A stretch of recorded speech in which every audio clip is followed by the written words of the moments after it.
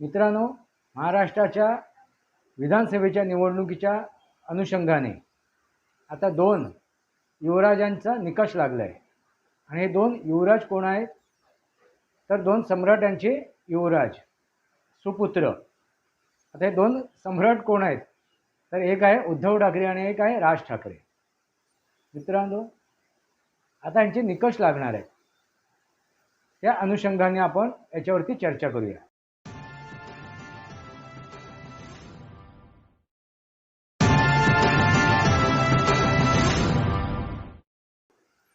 नमस्कार मित्रांनो, वास्तवावर बोलू काहीतरी या शृंखलेमध्ये पुन्हा एकदा आपलं स्वागत. मी आपला मित्र राजेश वासंती साबाजी गिळस्कर. मित्रांनो, महाराष्ट्राच्या विधानसभेच्या निवडणुकीच्या अनुषंगाने आता 2 युवराजांचा निकष लागला आहे. आणि हे 2 युवराज कोण आहेत? तर 2 सम्राटांचे युवराज सुपुत्र. आता हे 2 सम्राट कोण आहेत? तर एक आहे उद्धव ठाकरे आणि एक आहे राज ठाकरे. मित्रांनो, आता यांचे निकष लागणार आहेत. त्या अनुषंगाने आपण याच्यावरती चर्चा करूया. मित्रांनो, पहिल्यांदा आपण सम्राट, विश्वसम्राट उद्धव ठाकरे यांच्या सुपुत्राबद्दल बोलूया. त्यांच्या सुपुत्राबद्दल बोलण्यापूर्वी आपल्याला त्या सम्राटांबद्दल बोलणं गरजेचं आहे. कारण शेवटी मित्रांनो, युवराज हा कधी येतो? त्या सम्राटानंतर येतो. आता हे सम्राट उद्धव ठाकरे यांच्याबद्दल जर आपण चर्चा करायला गेलो तर तुम्हाला त्या अगोदर महासम्राट कोण? तर बाळासाहेब ठाकरे, हिंदू हृदय सम्राट बाळासाहेब ठाकरे यांच्यापासून सुरुवात करायला लागेल. मित्रांनो, हे जे बाळासाहेब ठाकरे आहेत यांचे हे पुत्र कोण? उद्धव ठाकरे. ते त्यांच्या हयातीमध्ये कार्यकारी अध्यक्ष झाले होते. शिवसेना प्रमुख बाळासाहेब ठाकरे यांच्या हयातीमध्ये, म्हणजे संघटनेचे सर्वेसर्वा कोण होते? तर बाळासाहेब ठाकरे. मित्रांनो, ही जी संघटना उभी राहिली त्या संघटनेच्या मागे अनेक नेत्यांचा परिश्रम आहे. अनेक नेत्यांनी घाम गाळलेला आहे, आपलं रक्त सांडलेलं आहे. आणि त्यानंतर ही संघटना उभी राहिली. एकमेव बाळासाहेब ठाकरेंनी ही संघटना उभी केलेली नाही आहे. कुठलीही संघटना मित्रांनो, या जगात कुठलीही संघटना असतो, त्या संघटनेला जर उभं करायचं असेल, भक्कम उभं करायचं असेल, तर त्या संघटनेमधील नेत्यांचं तेवढंच परिश्रम असतो. त्यात जेवढा त्या संघटनेचा जो प्रमुख नेता असतो त्याच्याबरोबर इतर नेत्यांचाही तेवढंच परिश्रम असतं. त्यामुळे ती संघटना उभी राहते. कुठलीही संघटना म्हटली तो एक हे नसतो, एक कंपनी नसते, एक प्रायव्हेट लिमिटेड कंपनी असते, एक मालकी हक्काची कंपनी नसते. तर ते एक संघटना असते, संघटित लोकांनी केलेली ती संघटना. मग संघटित लोक म्हणजे कोण? तर अनेक झाले. अनेक लोक जेवढे एकत्र येतात आणि ते संघटन करतात, संघटित होतात, त्यावेळी ती संघटना बनते. अशा या संघटनेचे म्हणजे शिवसेनेचे बाळासाहेब ठाकरे हे नेते होते. मित्रांनो, ह्या शिवसेनेची धुरा त्यावेळी उद्धव ठाकरे यांच्या हातात आली कार्यकारी अध्यक्ष म्हणून. त्यानंतर हळूहळू त्यांनी बाळासाहेबांकडे दुर्लक्ष करायला सुरुवात केली. हा तो इतिहास आहे मित्रांनो. त्यावेळी मनोहर जोशी किंवा नारायण राणे हे मुख्यमंत्री बनले, त्यावेळीसुद्धा उद्धव ठाकरेंची एक अभिलाषा होती की आपण मुख्यमंत्री बनावं. पण बाळासाहेबांच्या हयातीत ते मुख्यमंत्री बनू शकले नाही.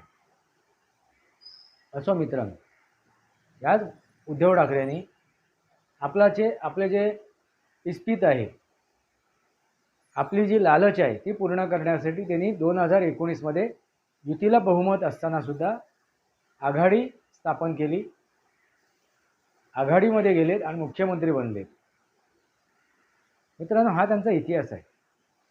आणि आघाडीमध्ये जाऊन त्यांनी ज्या पक्षाशी हातमिळवणी केली त्या पक्षाला बाळासाहेबांनी आपल्या हयातीत फक्त आणि फक्त विरोध केला होता. तो पक्ष म्हणजे काँग्रेस पक्ष. आता राष्ट्रवादी आणि काँग्रेस ह्याला तुम्ही वेगळं म्हणू शकत नाही, हा एकाच विचारधारेचा आहे. कारण ह्याच पक्षामधून काँग्रेसमधूनच राष्ट्रवादीचे नेते घेऊन फुटलेले म्हणजे काँग्रेसचेच नेते होते शरद पवार, आणि इतर नेत्यांना घेऊन बाहेर पडलेले आणि राष्ट्रवादी संघटना उभी केलेली ही राष्ट्रवादी काँग्रेस म्हणजे शरद पवारांचा पक्ष. म्हणजे तो वेगळ्या विचारधारेचा नाही आहे. त्यामुळे ती एक पक्ष, तो राष्ट्रवादी काँग्रेस असो की काँग्रेस, यांना बाळासाहेबांनी आपल्या हयातीत फक्त आणि फक्त विरोध केला. कारण त्यांची विचारधारा वेगळी आणि शिवसेनेची विचारधारा वेगळी होती. विचारधारेचं पायमल्लन करून विचारधारा आपली ती शिगाला वेशीवर टांगून त्याची धुळधाण करून उद्धव ठाकरे हे काँग्रेसच्या मांडीवर जाऊन बसले, काँग्रेसच्या खांद्यावर जाऊन बसले, काँग्रेसच्या पुढे त्यांनी लोटांगण घातलं. असे हे सम्राट उद्धव ठाकरे. मित्रांनो, त्यांनी आपली विचारधारेशी ते वेगळे झालेले आहेत. ते संस्कार, ती संस्कृती त्यांनी सोडलेली आहे. संस्कार कोणाचे तर आपल्या पित्याचे. मित्रांनो, आणि आपल्या पित्याची संस्कार संस्कृती सोडलेले हे उद्धव ठाकरे आणि त्यांच्या छत्रछायेखाली वाढलेले हे त्यांचे पुत्र आदित्य ठाकरे. मित्रांनो, संस्कार करणारापेक्षा असतो ना, संस्कार घेणारा स्वीकारणारा हा अधिक महत्त्वाचा असतो. कारण संस्कार करणारे तुम्हाला भेटतील, ते चांगले किंवा वाईट असतील संस्कार, पण तो घेणारा असतो ना, तो महत्त्वाचा असतो. त्यांनी ते संस्कार कशा प्रकारे घेतले, कशा प्रकारे तो ते कार्यान्वित करतोय, कशा प्रकारे त्या संस्कारावर चालतोय, हे महत्त्वाचं आहे. ती विचारधारा, त्या विचारधारेवरती तो कसा चालतोय.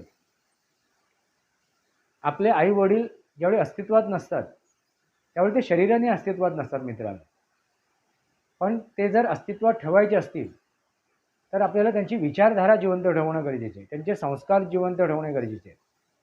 पण त्याच विचारधारेला, त्याच संस्काराला मूठमाती दिलेली कोणी तर उद्धव ठाकरेंनी 2019 युतीला बहुमत मिळून सुद्धा त्यांनी आघाडी निर्माण केली. म्हणजे पहिल्यांदा त्यांनी लोकतंत्राचा गळा घोटला. लोकतंत्राने काय निर्णय दिला होता, त्या लोकशाहीने काय निर्णय दिला होता, तर युतीला बहुमत दिलं होतं. मग त्यांनी पहिलं नागरिकांच्या पाठीत खंजीर खुपसला. काही असो, बंद खोलीमध्ये काय घडलं किंवा काय घडलं, चल आपण त्याला मान्य करूया, पण ही गोष्ट तर सांगून तुम्ही जनतेसमोर गेलं नव्हतात ना. हे जर तुम्ही अगोदर बोलला असतात, जनतेसमोर गेला असतात, जनतेला सांगितलं असतं की बाबा आमचं हे ठरलेलं आहे, असं ठरलेलं आहे बंद खोलीमध्ये, आणि त्यानंतर जर तुम्ही त्याला जर न्याय मिळत नसेल आणि तुम्ही जर वेगळे झाला असतात तर एखाद्या वेळेस ते मान्य केलं असतं. पण सर्व झाल्यानंतर खेळखंडोबा तुम्ही केलात आणि जनतेने दिलेल्या न्यायाला झुगारून तुम्ही आघाडी केली, वेगळ्या विचारधारेबरोबर गेला. असे हे उद्धव ठाकरे आणि त्यांचे ते सुपुत्र. त्यांची भाषा, त्यांचा विवेक हे सर्व संपलेलं आहे मित्रांनो. गेल्या 5 वर्षात तुम्हाला ते दिसून आलं. मर्यादा सोडून आवाजच्या भाषेत गरळ ओकणं याच्या पलीकडे ह्या पिता पुत्रांनी काही केलेलं नाही. आता महत्त्वाची गोष्ट काय मित्रांनो याच्यामध्ये, की बाळासाहेबांनी एक तयार केलेली संघटना, ज्या संघटनेसाठी बाळासाहेबांनी स्वतः खुद्द बाळासाहेबांनी आणि त्यांच्यासोबत असलेल्या इतर नेत्यांनी आपला घाम गाळलेला आहे, आपलं रक्त सांडलेलं आहे, अहोरात्र मेहनत घेतलेली आहे. अशी ती संघटना एका उच्च स्तरावर नेऊन बसवली, त्याला एक उच्चतम त्याला आयाम दिला, आणि अशी रेडीमेड आयती संघटना उद्धव ठाकरेंच्या पदरात पडली. म्हणजे उद्धव ठाकरेंचं कर्तृत्व काय त्याच्यात? काही नाही, शून्य कर्तृत्व आहे मित्रांनो. कारण ज्यावेळी ह्या संघटनेमध्ये उद्धव ठाकरे होते त्यावेळी राज ठाकरे सुद्धा होते, पण राज ठाकरे हे लहानपणापासून त्या संघटनेमध्ये कार्यरत होते. अगदी लहानपणा म्हणजे शालेय जीवनापासून त्याच्यात कार्यरत होते. म्हणजे ह्या संघटनेसाठी त्यांनी स्वतःला वाहून घेतलं होतं. बाळासाहेबांबरोबर ते प्रचार दौरे करायचे. मित्रांनो, म्हणजे ह्या संघटनेसाठी जी काही मेहनत घेतली असेल ती राज ठाकरेंनी केली असेल. पण ह्या उलट पक्षी उद्धव ठाकरे हे तेवढे कॅमेरे घेऊन फिरत होते, देश विदेश फिरत होते, आपलं मनोरंजन करत होते, आपल्या इच्छा पूर्ण करत होते. ज्यावेळी सरकार स्थापन करायची वेळ आली म्हणजे मुख्यमंत्री बनवायची युतीमध्ये, त्यावेळी त्यांनी ही इच्छा आपल्या वडिलांसमोर मांडली होती, मुख्यमंत्री बनण्याची. म्हणजे बघा, आयत्या पिठावर रेघोट्या, आयत्या बिळावरती नागोबा, अशी व्यक्ती, स्वार्थी, मतलबी, आणि तेच स्वार्थ ते मतलब त्यांच्या छत्रछायेखाली मिळवलेली त्यांचे सुपुत्र म्हणजे आदित्य ठाकरे. मित्रांनो, ह्या दोघांची विचारधारा जर तुम्ही बघितलीत, त्यांच्या बोलण्याचं तारतम्य बघितलं, त्यांची वक्तव्य बघितलीत, तर तुमच्या लक्षात येईल मिळते जुळते. बाळासाहेबांशी त्याच्याशी काही लेणं देणं नाही. बाळासाहेबांच्या विचारधारेशी, बाळासाहेबांच्या संस्काराशी काही लेणं देणं नाही या पित्यापुत्रांचं. मित्रांनो, लक्षात घ्या, आपल्या पित्याचं एवढं मोठं साम्राज्य हातातून घालवून बसण्याला कारणच हे आहे की त्याने आपल्या पित्याची विचारधारा सोडली, संस्कार सोडले. पण उलट पक्षी तुम्ही जर राज ठाकरेंचा विचार केला तर राज ठाकरेंनी आजपर्यंत बाळासाहेबांची विचारधारा गाठीशी बांधलेली आहे. मध्यंतरी भरकटले होते, अगदी शरदचंद्रजी पवार यांच्यासोबत गेले होते, पण त्याने आपली ती विचारधारा सोडली नव्हती. हिंदुत्वाची विचारधारा, मराठी माणसांची विचारधारा सोडली नव्हती. त्या विचारधारेनुसार ते चालले, ते संस्कारानुसार चालले, हे तुम्हाला दिसून येते. आणि ज्यावेळी राज ठाकरे या शिवसेनेमधून बाहेर पडले, म्हणजे मूळ शिवसेनेमधून, जेव्हा अखंड शिवसेना होती ती गोष्ट सांगतो मित्रांनो, त्यावेळी ते शिवसेनेमधील पहिल्या फळीतले महत्त्वाच्या नेत्यांना घेऊन ते बाहेर पडले नाहीत, तर दुय्यम फळीतले, तिसऱ्या फळीतले नेते त्यांच्यासोबत गेले होते. म्हणजे राज ठाकरे यांनी आपली ती संघटना फोडली नव्हती, आपल्या काकांशी दगाबाजी केली नव्हती, आपल्या चुलत्यांशी त्यांनी दगाबाजी केली नव्हती. मित्रांनो, असे हे राज ठाकरे. राज ठाकरेने आज तगायत आपल्या चुलत्याबद्दल, आपल्या काकाबद्दल अपशब्द वापरलेला नाही, त्यांनी दोष दिलेला नाही आहे. उलट पक्षी तुम्ही जर उद्धव ठाकरेंकडे बघाल तर ज्यावेळी बाळासाहेब ठाकरे हयात होते त्यावेळी त्यांनी बाळासाहेब ठाकरेंचा तेवढा आदरातिथ्य केलेलं नाही. जर मातोश्रीच्या अंतर्गोटातील माहिती काढली तर तुम्हाला लक्षात येईल, त्या 26 जुलैचा जो पाऊस पडला होता, पूर आला होता, त्यावेळी उद्धव ठाकरे स्वतःहून पळून हॉटेलमध्ये जाऊन बसले होते, बाळासाहेबांना त्या मातोश्रीवरती सोडून. त्यानंतर कार्यकर्त्यांनी त्यांना तिथून सही सलामत बाहेर काढलं होतं बाळासाहेबांना. एक उदाहरण तुमच्यासमोर ठेवलेलं आहे. म्हणजे आपल्या पित्याबद्दल उद्धव ठाकरेंच्या मनात किती आदर होता, किती आत्मीयता होती, हे दिसून येते मित्रांनो. पण ह्या उलट राज ठाकरे यांची आत्मीयता तुम्हाला दिसून येईल. बाळासाहेब ठाकरे ज्यावेळी जीवित होते, हयात होते, त्यावेळी वरचेवर उद्धव ठाकरे त्यांना भेटायला जायचे मातोश्रीवरती. त्या परिस्थितीमध्ये, त्या नकारात्मक परिस्थितीमध्ये सुद्धा त्यांचे विचारपूस करायचे. ते त्यांना हवं नको ते बघत होते. म्हणजे पुतणे असून सुद्धा त्याने आपल्या चुलत्याचा, आपल्या काकाचा आदर ठेवला, मान सन्मान ठेवला. मित्रांनो, याचा अर्थ काय होतो? संस्कार करणाऱ्यापेक्षा संस्कार घेणारा हा महत्त्वाचा आहे. संस्कारावरती ते संस्कार अंगीकृत करून त्यावरती चालणारा, त्यानुसार कर्म करणारा, कार्य करणारा व्यक्ती महत्त्वाचा आहे. मित्रांनो, आपण आपल्या मुलांवरती, आपल्या आपत्यांवरती संस्कार करतो. जर 1-2 आपत्ती असतील तर आपण त्या 1-2 आपत्ती म्हणजे सर्व आपत्त्यांवरती आपण सारखं संस्कार करतो. मग ते सारखे का निपजत नाही? ते त्याप्रमाणे सारखे का निपजत नाहीत? कारण काय? जो अपत्य ज्या प्रकारे ते संस्कार घेईल, जे अंगीकृत करेल, ते स्वीकारेल, त्याप्रमाणे तो निपजतो. तीच गोष्ट आहे मित्रांनो. भले राज ठाकरे हे त्यांचे पुतणे असले तरी अगदी ते बाळासाहेब ठाकरेंचे मुलाप्रमाणेच होते. त्यांच्या छत्रछायेखाली ते वाढले होते.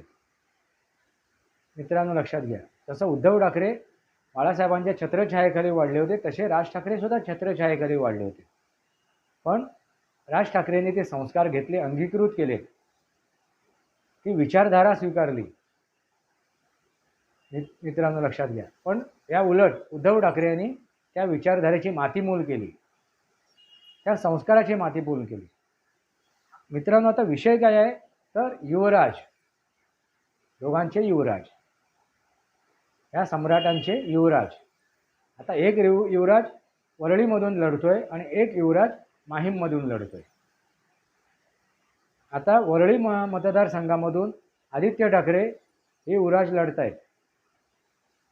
मित्रांनो 2019 मध्ये आदित्य ठाकरे हे स्वतःच्या सामर्थ्यावरती तिकडे निवडून आले नव्हते. तर त्यांना पाठबळ महायुतीचा सुद्धा होता, युतीचा सुद्धा होता. ही गोष्ट महत्त्वाची आहे मित्रांनो. त्यांना पाठबळ हा फक्त त्या जनतेचा नव्हता, त्याबरोबर त्या विधानसभेचा जो मतदारसंघ आहे, त्या मतदारसंघामध्ये यापूर्वी शिवसेनेचेच आमदार नगरसेवक निवडून आलेले आहेत. मग तो मतदारसंघ आहे तो कसलेला आहे? कोणी? शिवसेनेने, शिवसेनेच्या कार्यकर्त्यांनी, शिवसेनेच्या नेत्यांनी, जे तिथे आमदार, खासदार आणि नगरसेवक म्हणून निवडून आलेले आहेत. मित्रांनो म्हणजे कसलेला, याची मशागत केलेला आहे, अशा ह्या सेफ संरक्षित त्या मतदारसंघातून आदित्य ठाकरे निवडणूक लढवत आहेत. आता त्यांच्या विरोधात मूळ शिवसेना म्हणजे उद्धव ठाकरे एकनाथ शिंदे यांची शिवसेना, मूळ शिवसेना आणि मनसेचा उमेदवार, असे तिथे तिरंगी लढत होती. उभाठा, शिवसेना आणि मनसे. मित्रांनो यापूर्वी ज्यावेळी आदित्य ठाकरे तिथे जिंकून आलेत, जे काय मताधिक्य त्यांना मिळालं ते मताधिक्य सर्वांचं मिळून होतं. पण आता त्यांची कस लागणार आहे. आता त्यांची तिथे कस लागणार आहे की ते किती मताधिक्याने जिंकतात आणि किती मताधिक्याने हरतायत. तुम्हाला काय वाटते मित्रांनो? वरळी मतदारसंघातून आदित्य ठाकरे जिंकतील का? त्यांचा विजय होईल का? तुम्हाला काय वाटते? लोकसभेच्या निवडणुकीमध्ये ते दिसून आलेलं आहे. कारण त्यांना जे मतदान मिळाले लोकसभेच्या निवडणुकीमध्ये, जे काय खासदार म्हणून उमेदवार निवडून आलेत, त्याच्यामागे एक गठ्ठा मतदार होता, तो होता मुसलमान. दुसरी गोष्ट मित्रांनो, शिवसेने हा मूळ पक्षाचा तो मतदार आहे, पारंपरिक मतदार आहे, त्या विचारधारेचा मतदार आहे. तो केव्हाच सोडून गेलेला आहे उद्धव ठाकरे यांना. ज्यावेळी उद्धव ठाकरे यांनी काँग्रेसशी हातमिळवणी केली त्यावेळी हा मतदार किंवा ते कार्यकर्ते निराश झालेले होते आणि त्या नैराश्यापोटी हा एकनाथ शिंदेने उचललेला हे पाऊल आहे. 2019 मध्ये 2.5 वर्षानंतर उचललेले पाऊल आहे. त्यांनी ती संघटना घेऊन बाहेर पडले, ते चिन्ह घेऊन बाहेर पडले, ते नाव घेऊन बाहेर पडले आणि भारतीय जनता पार्टीची त्यांनी युती केली होती. मित्रांनो त्यामुळे आता त्या वरळीच्या विधानसभा मतदारसंघामधून आदित्य ठाकरेला किती मताधिक्य मिळेल किंवा किती मताने ते हरतील हे आता बघणंच उरलेलं आहे. तुम्हाला काय वाटते मित्रांनो? त्या उलट जर तुम्ही अमित ठाकरेचा विषय केला तर राज ठाकरे ज्यावेळी बाहेर पडले त्यावेळी त्यांनी दुसऱ्या आणि तिसऱ्या फळीतल्या नेत्यांना ते घेऊन बाहेर पडले होते. त्या नेत्यांचं काय नाव नव्हतं, तेवढं त्यांच्याबद्दल बोलबाला नव्हता. अशा नेत्यांना ते घेऊन बाहेर पडले, बाळ नांदगावकर सारखे. आता त्यांचं नाव वगैरे होते, आता त्यांची ओळख आहे, पण त्यावेळी नव्हती. त्याने ती संघटना फोडली नव्हती, आपल्या चुलत्याशी दगाफटका केला नव्हता, आणि त्याने तो शून्यातून पक्ष निर्माण केला. मनसे, नवनिर्माण सेना, नावसुद्धा चोरलं नाही शिवसेना म्हणून. ते घेऊ शकले असतील, महानिर्माण शिवसेना असं, किंवा आणखीन काहीतरी नाव घेतलं असं. त्याने नावसुद्धा चोरलं नाही मित्रांनो. म्हणजे उद्धव ठाकरेंच्या भाषेत नाव चोरलं, बाप चोरला, अमुक चोरलं, तमुक चोरलं, तशी सुद्धा चोरी नाही केली राज ठाकरे यांनी. त्यांनी शून्यातून हा पक्ष निर्माण केला, स्वतःच्या कुवतीवरती, स्वतःच्या क्षमतेवरती, स्वतःच्या राजकीय पाठबळावरती, ताकदीवरती. मित्रांनो, हा फरक आहे राज ठाकरेमध्ये आणि उद्धव ठाकरेमध्ये. दुसरा फरक काय आहे तर राज ठाकरेने आपल्या चुलत्याची विचारधारा सोडलेली नाही आहे, त्यांचे संस्कार सोडलेले नाहीत. त्या संस्कारामध्ये आणि त्या विचारधारेमध्ये त्याने आपल्या चुलत्याला जिवंत ठेवलेलं आहे. पण ह्या उलट उद्धव ठाकरे यांनी आपल्या पित्याची विचारधारा सोडली, ते संस्कार सोडले, ते मातीमोल केले. हा फरक आहे, आणि तोच फरक त्यांच्या या युवराजांमध्ये सुद्धा दिसून येतो. कारण तुम्ही जर अमित ठाकरे यांचं वक्तव्य ऐकलीत, भाषणं ऐकलीत, त्यांचे विचार ऐकलेत, तर तुमच्या लक्षात येईल एक मर्यादित राहून ते भाष्य करत आहेत. कारण राज ठाकरेंनी आताच नुकतेच काही महिन्यापूर्वी जे नाशिकमध्ये त्यांचा मेळावा भरला, त्यावेळी त्यांनी कार्यकर्त्यांना संबोधन करताना सांगितलेलं की पेशन्स ठेवा, म्हणजे सबर ठेवा, पेशन्स ठेवा, सबर ठेवा. हा त्यांनी दिलेला हे होता, संदेश होता. आणि त्या पेशन्सवरती, त्या सबरवरती, त्या संयमावरतीच आज राज ठाकरेसुद्धा ठाम आहेत, त्यानुसार ते चालत आहेत, आणि त्यांचे पुत्रसुद्धा चालत आहेत. त्यांनी कोणाच्या समोर हात पसरलेला नाही आहे की आम्हाला समर्थन करा, आम्हाला सपोर्ट द्या, तुमच्या पाठबळावरती आम्ही निवडून येऊ. हा फरक आहे मित्रांनो. ते कोणाच्या पुढे ताट वाटे घेऊन गेलेले नाही आहेत, कोणाच्या पुढे नतमस्तक झालेले नाही आहेत. हा फरक आहे उद्धव ठाकरे आणि राज ठाकरेमध्ये. हा फरक आहे आदित्य ठाकरे आणि अमित ठाकरेमध्ये. मित्रांनो, बाळासाहेबांच्या हयातीमध्ये किंवा त्यानंतरसुद्धा ह्या 2000 निवडणुकीचा निकाल लागून उद्धव ठाकरे त्या काँग्रेसच्या समोर लोटांगण घालेपर्यंत, त्या अगोदरपर्यंत, त्या मातोश्रीवरून खुद्द उद्धव ठाकरेंना सुद्धा कोणाच्या दरवाज्यात जावं लागलं नव्हतं. बाळासाहेब ठाकरे हयातीमध्ये कधीच गेले नाहीत कोणाच्या दरवाज्यात हात पसरून कटोरा घेऊन. पण 2019 नंतर उद्धव ठाकरे हे कटोरा घेऊन फिरत आहेत गल्ली ते दिल्ली, आणि म्हणतात आम्ही दिल्लीकडे जाणार नाही, हात पसरणार नाहीत, लोटांगण घालणार नाहीत. अरे किती वेळा लोटांगण घालून झालात, किती वेळा तुम्ही पाय चाटून झालात, किती वेळा चमचेगिरी करून झालात. हे जग ओळखून आहे, दुनिया ओळखून आहे, हे भारतवासी आहेत, हे देशवासी आहेत, नागरिक जाणून आहेत सर्व. कसल्या वल्गना करताय. ज्यावेळी एकनाथ शिंदे मुख्यमंत्री बनले त्यावेळी ते आदित्य ठाकरे आव्हान देत होते की मुख्यमंत्रीपदाचा राजीनामा द्या आणि माझ्याबरोबर लढून दाखवा. अरे बाबा, आपल्याकडे जी ताकद आहे, क्षमता आहे, ती बोलून दाखवावी लागत नाही. ती फक्त बोलून दाखवून चालत नाही, तिचा प्रत्यय आणून द्यावा लागतो. आता तो प्रत्यय येईल ना. आपली काय कुवत आहे, आपली लायकी काय, आपली क्षमता काय आहे. तुम्हाला काय वाटते मित्रांनो? तुम्हाला काय वाटते अमित ठाकरे यांचं काय राजकीय भवितव्य असेल, किंवा आदित्य ठाकरे यांचं काय राजकीय भवितव्य असेल? ह्या निवडणुकीमध्ये हे दोघं युवराज निवडून येतील का? कोण जिंकेल आणि कोणाचा पराजय होईल? तुम्हाला काय वाटते मित्रांनो? विचारधारा ज्याची जाते ना, त्याचे संस्कार संपतात, त्यावेळी तो हळूहळू त्याची उतरता काळा लागलेली असते, त्याचा ग्राफ उतरत असतो. कारण त्याला मान्यता कशावर असते, तर त्या विचारधारेवरती असते. त्याला मान्यता कशावरती मिळाली असते, तर त्या संस्कारावरती मिळाली असते. त्यानुसारच त्यांच्याकडे बघितलं जाते, त्यानुसारच त्यांचा आदरातिथ्य केलं जाते. पण जर ती तुमची विचारधारा, तुमची ते संस्कार तुम्ही मातीमोल केलेत, तर तुमचं अस्तित्वच संपलं. काही दिवसासाठी, काही क्षणासाठी, काही वेळेसाठी ते अस्तित्व तुमचं टिकून राहील, पण त्यानंतर काय? मी असं का म्हणालो, तो 2024ची जी निवडणूक झाली लोकसभेच्या, त्या निवडणुकीमध्ये जे पारंपरिक मतदार आहेत शिवसेनेचे होते, ते उद्धव ठाकरेंना सोडून मूळ शिवसेनेकडे गेलेत, म्हणजे एकनाथ शिंदेंच्या सोबत गेलेत. याचा अर्थ समजून जा ना मित्रांनो.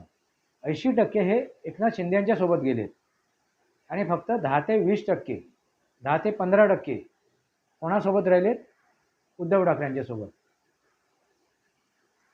आणि 5-10% हे काय राहिलेत? न्यूट्रल राहिलेत. म्हणजे तुम्ही निर्णय घ्या, विचार करा. याला कारण का? तर आपली संस्कार, संस्कृती, आपली विचारधाराला आपण काय केली? तिलांजली दिली. मित्रांनो, तरीसुद्धा मग उद्धव ठाकरेंचे खासदार निवडून का आले, ते उमेदवार निवडून का आले, तर ते काँग्रेसच्या विचारधारेखाली निवडून आले. आता काँग्रेसची विचारधारा कोणती? तर मुसलमानांचा एकगट्टा मतदान. मित्रांनो लक्षात घ्या, मुसलमानांचा एकगट्टा मतदान म्हणजे ही बाहेरून आलेली पाठबळ आहे. दुसऱ्यांनी दिलेला हा टेकू आहे. हा टेकू जर काढून घेतला उद्या सकाळी, काँग्रेसने काढून घेतला, काँग्रेसने जर छुपा त्यांना विरोध केला, त्या मतदारसंघांमधून, ज्या मतदारसंघांमध्ये शिवसेनेचे उमेदवार उभे आहेत, त्या मतदारसंघांमधून काँग्रेसने त्यांचा छुपा विरोध केला, तर काय घडू शकते? काय घडू शकते? असलेला नक्षला उरलेला सुरलेला हा पक्ष शिव उभाटा नेस्तानाभूत होऊ शकतो. आणि त्या स्थितीवरती, त्याच परिस्थितीवरती येऊन ही संघटना येऊन ठेपलेली आहे, ही संघटना येऊन थांबलेली आहे. मग तुम्ही विचार करा, निर्णय घ्या. तुम्हाला काय वाटते मित्रांनो, की आदित्य ठाकरे यांचा विजय होईल की पराजय होईल? अमित ठाकरे यांचा विजय होईल की पराजय होईल? तुम्हाला काय वाटते? कोण आपल्या विचारधारेला अजून टिकून आहे, धरून आहे, त्या विचारधारेला अजूनही कोणी जिवंत ठेवलं आहे? ती विचारधारा म्हणजे हिंदुत्वाची विचारधारा. ती विचारधारा म्हणजे हिंदू हृदयसम्राट बाळासाहेबांची विचारधारा. ते संस्कार म्हणजे बाळासाहेबांचे संस्कार. मित्रांनो, ती संस्कृती म्हणजे हिंदू संस्कृती, मराठी संस्कृती, मराठी बाणा. ह्याला धरून कोण चाललाय? कोणी हे त्या संस्काराला, ह्याला आपल्या सोबत ठेवलेलं आहे आणि कोणी त्याची माती केलेली आहे? कमेंट बॉक्समध्ये लिहा. वास्तवावर बोलू काहीतरी या शृंखलेला सबस्क्राईब करा, बेल आयकॉन दाबा, माझे विचार परिषद लाईक करा, आपले विचार कमेंट बॉक्समध्ये लिहा. तुर्तास इतकंच. भारत माता की जय. वंदे मातरम. जय भारत, जय महाराष्ट्र, जय सनातन.